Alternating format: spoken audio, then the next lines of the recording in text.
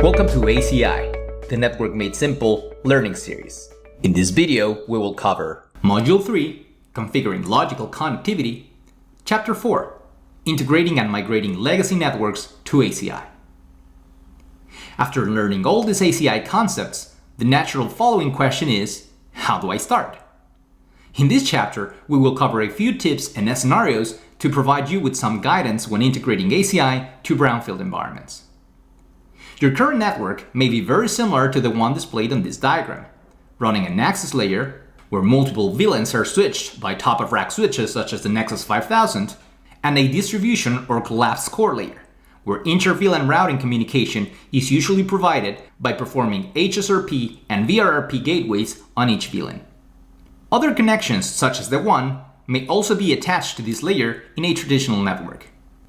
Once your new ACI fabric arrives, you will need to connect both worlds as seamlessly as possible. The good news is that you already know everything you need in order to make this happen. The process is very straightforward. First, we will physically connect the leaf layer to our layer 2 layer 3 boundary on the legacy site by configuring the corresponding access policies or physical network configuration. It is recommended to use virtual port channel in order to provide high availability. The next thing we'll do is to get the list of VLANs we want to migrate. In this case, I have two. Therefore, I will create one EPG per VLAN. I will tell ACI that any traffic with VLAN 1 and VLAN 2 in this case received on such virtual port channel will correspond to EPG 1 and EPG 2 respectively. Then, if I am migrating a bare metal server with dual NICs on VLAN 2, which is colored in white in this case, I can disconnect the standby NIC adapter, plug it to the ACI site, configure the static EPG binding on the server-facing port, and once everything looks good, I can simply perform an adapter failover with minimum disruption. With this migration approach, we're basically extending the same EPG outside the fabric, meaning that there will be no contract needed for endpoints belonging to either VLAN 2 or EPG 2. However, if endpoints on EPG 2 want to communicate to VLAN 1, which is colored in green in this case, we will need both routing services and a contract from ACI's perspective, since these are different EPGs. For routing purposes, you can keep your existing gateways on the legacy fabric for as long as you may need. Just remember to enable ARP and layer 2 unknown unicast flooding on the ACI site for each EPG bridge domain. As said before, since these would be different EPGs, remember to configure a contract to allow communication. Such contract may use the default filter if you prefer to allow any communication initially and speed up the process. Once most servers are migrated to the ACI site, you can optionally migrate your gateway and WAN connectivity in order to make the most out of features like Anycast gateway. All you need to do is to configure the same gateway IP address from the legacy site now in each bridge domain subnet. Finally, create a corresponding L3 out to the WAN as needed and you should be done. Once all servers are migrated, you can safely disconnect your old gear. This approach allows you to migrate gradually and at your own pace with minimum disruption while making the most out of ACI's automation capabilities and network management consolidation. Remember that if you add more leaves or spine nodes, ACI will automatically discover them and push the corresponding logical network configurations as needed. When migrating to ACI, I recommend you start with non-core services first and leave core ones such as Active Directory, DNS, and others for last. Keep in mind that when you deploy a DHCP server, the ACI fabric acts as a DHCP relay and it inserts DHCP option 82 in the HCP requests that it proxies on behalf of clients. If a response or a DHCP offer comes back from the DHCP server without option 82, it will be silently dropped by the ACI fabric. Therefore, just make sure your DHCP server supports option 82 in order to have a successful implementation. By taking a network-centric implementation approach, when there is one EPG and bridge domain for each VLAN you want to integrate, you will have a simple and deterministic way to integrate your new ACI network into your existing environment. Just like any other networks, there may be other design options depending on how you want to visualize your network. For example, some companies decide to develop application-centric designs and map each application layer to each EPG. The advice here is that you take the design approach that fits your business needs the best. Remember to set the bridge domains to flood for ARP and layer 2 unknown unicast during migration. which will allow ACI to flood outside the ACI fabric in order to learn HSRP virtual IPs, silent endpoints, and others. It is also a good practice to enable the clear remote MAC entries option when flooding is enabled for L2 unknown unicast. This is because when traffic is sent from one leaf to another one, the IP and MAC address of the source endpoint is learned by both the source and the destination leaves.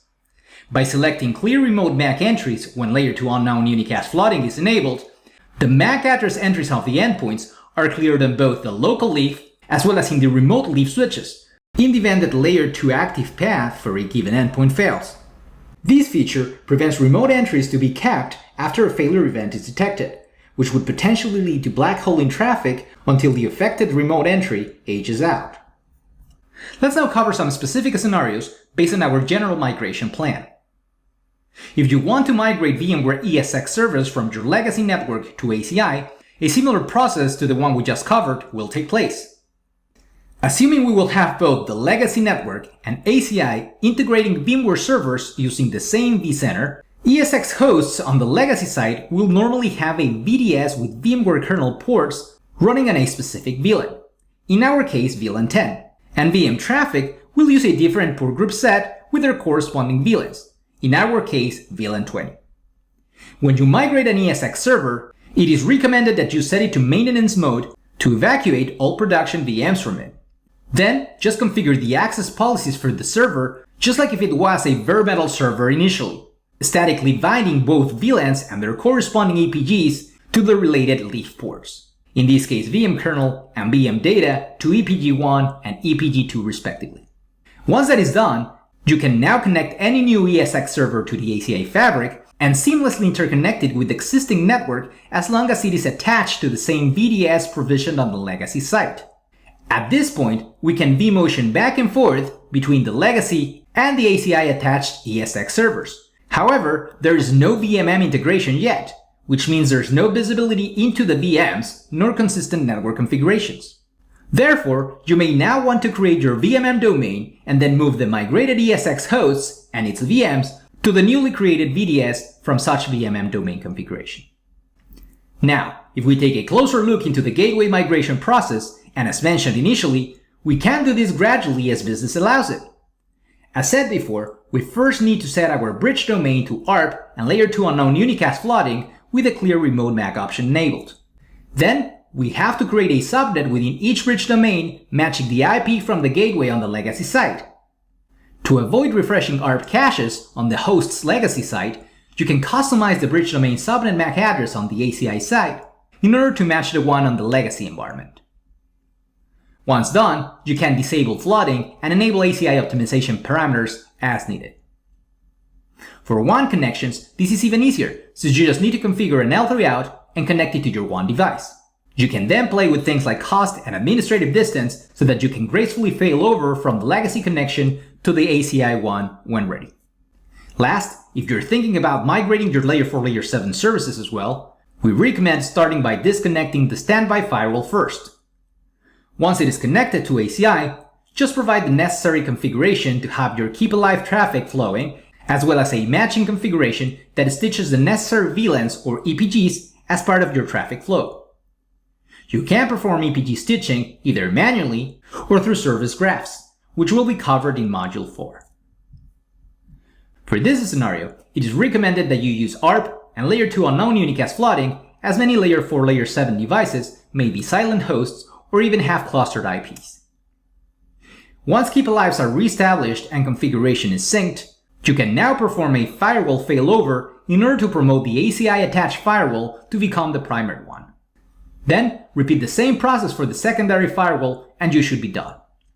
Lastly, when connecting external legacy switches to an ACI fabric, you may be wondering what happens with VPDUs. And as you hopefully know by now, ACI does not use any VPDUs internally, as it does not run spanning tree. So, when a VPDU is received by a leaf port, ACI will flood or forward such VPDUs throughout the bridge domain on the same encapsulation VLAN only. Keep in mind that ACI will use a different VNID or VXlan network identifier to isolate VPDU traffic from the regular bridge domain traffic. For example, if a root switch sends VPDUs on VLAN 5 through its ports, ACI will forward such BPDUs only on those interfaces that have the same bridge domain and where VLAN 5 is being used. This allows external devices to manage a spanning tree as they normally do. You can also enable features like BPDU guard and BPDU filter on the policy group as covered before, which would block BPDUs on the leaf ports completely. Using these standard features and ACI-specific features such as miscabling protocol or MCP, you may have additional protection to prevent external loops and other common potential errors from happening. There are other great functionalities that can be very useful when migrating to ACI in order to avoid contract creation for every EPG or VLAN, such as unenforced VRF, VZNE, and preferred groups. We will cover these and other optimization features in the best practices chapter. As you can imagine, network design in ACI may be a topic by itself, as there are multiple options due to the flexibility of the architecture. If you want to learn more about the design best practices, how to use shared services, the bridge domain placement, VRF leaking, and even multi-tenancy design options, please take a look at the ACI design guide, which is posted on cisco.com. On the other hand, if you want to take it a step further in terms of migration best practices, the Cisco ACI migration guide can also be a great asset for you to follow. ACI provides you with a better, simpler, and secure network, any size, anywhere, and on any cloud. If you want to learn more about other common tasks and how ACI radically simplifies network provisioning and operations, please watch the rest of the videos in this series. Thanks for watching.